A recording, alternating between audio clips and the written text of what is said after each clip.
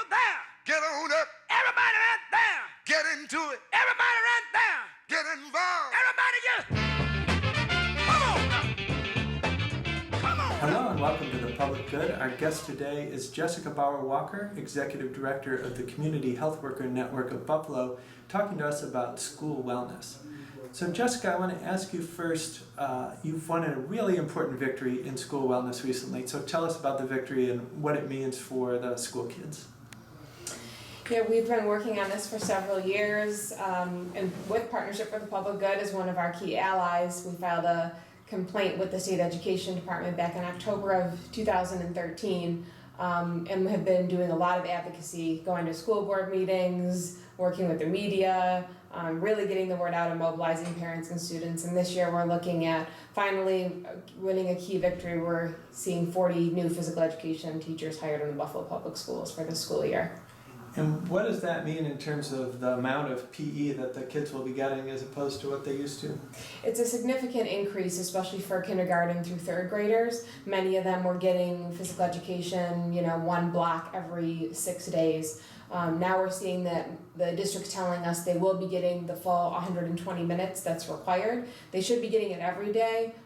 Most of the schools will get it every other day. So we're not quite there yet, but still it's a significant increase. Yeah, absolutely. How does this relate to recess? Should the kids also be getting recess? They should. Physical education is actually a curriculum area, just like math and ELA and science. So they should be getting that as a subject. But recess is important to just have time for rest and relaxation and fun. It's unstructured physical activity, and it's a break for the students during the day.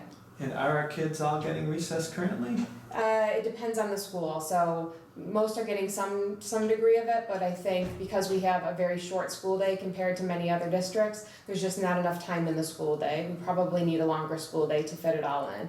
Does the district policy call for recess? The district policy does, but state education department doesn't require recess. Mm-hmm. All right. Now, how did we come to this point where kids were not getting the state required PE? How did that happen? Yeah, that's a good question.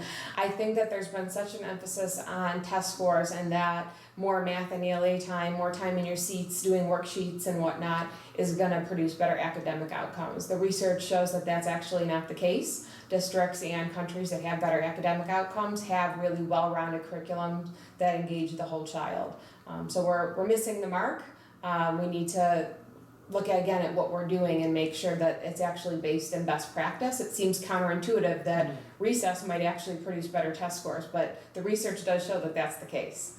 Now, physical education is just one piece of health and wellness. What are some of the other important areas of health and wellness that you're working on and that we need to make progress on? The wellness policy, we have a very comprehensive and progressive one in Buffalo Public Schools, and it talks about health as being very holistic.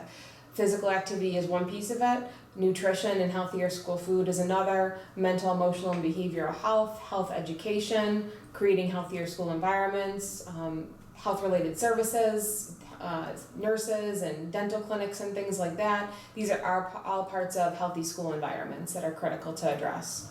And if a parent or student wanted to get involved in making their school healthier, what are some of the ways they can go about doing that? The best way is to join your school wellness team. The wellness policy does state that every school should have a school wellness team, and that's a place where parents, students, administrators, various staff in the school all come together, decide what sorts of health issues they want to work on in the school, create an action plan, and make it happen. So that's really a great place to get involved. On a district level, there's also committees for things like nutrition, sexual health, school gardens. So if you have an issue that you really want to work on that might impact the entire Buffalo Public Schools, there's also ways to get involved in those committees and on those specific issues. And then last question, our students' mental and emotional health has been a big priority for you, and we know there are huge challenges there. What's the role of trauma in our students' mental health and well-being, and what do the schools need to do to treat victims of trauma in a more effective way among the students? Unfortunately, I think our communities and our families have experienced trauma on a lot of different levels. It's very clear to see with our immigrants and refugees that might be coming from war-torn environments, but it happens on the streets of Buffalo. There's a lot of violence that our families have experienced. So coming up with policies and practices that can be sure that we're not triggering people, that we're creating safe and supportive environments, that when we see certain behaviors in a student, that we don't just assume that they're bad, that oftentimes that's a defense mechanism. And policies have to be written to be in line with that. Last year, they do a school lockdown drill, and it was anything but trauma-informed. So it was really parents saying, this doesn't seem right. You know, this, even for children that may not have trauma issues, to simulate a school shooting for people who have been around gun violence is not creating a safe and supportive environment. And what might work, you know, in a different demographic school district is not necessarily appropriate for Buffalo Public Schools. So we were able to work with the team, the district crisis team, a psychologist, district administrators, myself as a parent, to rewrite that policy and make sure that that is trauma informed. So that's one example of ways that we can make our environment safer, using restorative justice practices for conflict resolution. The district uses a positive behavior intervention system that focuses more on positive affirmation versus punishment. So there's lots of tools and practices that we can use to create safer and more supportive environments. All right, thanks, Jessica. That's great. Thank you, Sam. Everybody over there. Get on up. Everybody right there. Get into it. Everybody right there. Get involved. Everybody just